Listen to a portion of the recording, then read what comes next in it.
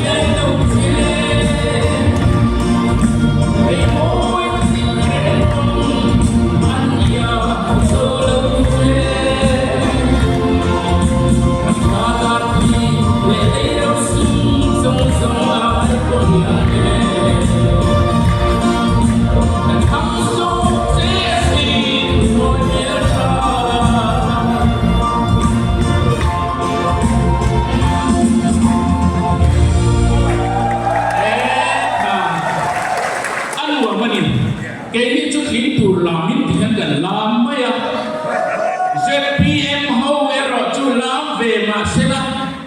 khó harang rasa chungin beitang an beyani kalau me Chairman le kan polian zone tak puzaram thama MLM General President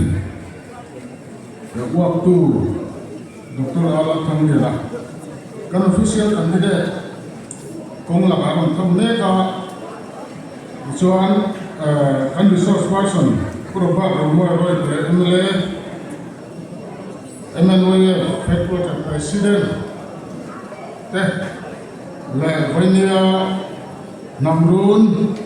atra kan headquarter khoi tu local zong zong te le kan soloist te abun se mam tu te Dampa is block chua partia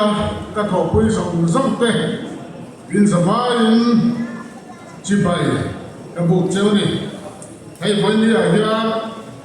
helaya chalai mi program te mang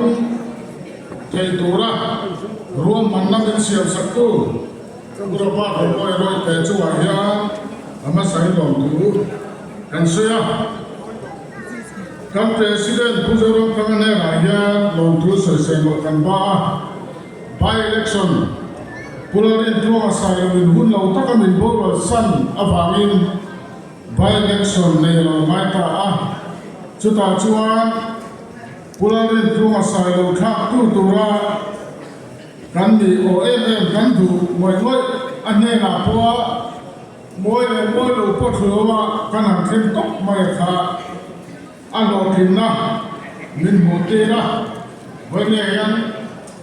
official candidate thade mai Dampa MLA ni le mai tu min pe ka ba hian a chu ai lo thu kan se tok nei ni chu ya Vainia Dampa is block thalai ro le unit sanga tonga local te le general headquarter tonga he hun mang tu ro local zong te Dampa is block chuan kan lo lom chua he hun kan man chua hun ri mom ta mang tu rin du sakna kan lam chu ni alo me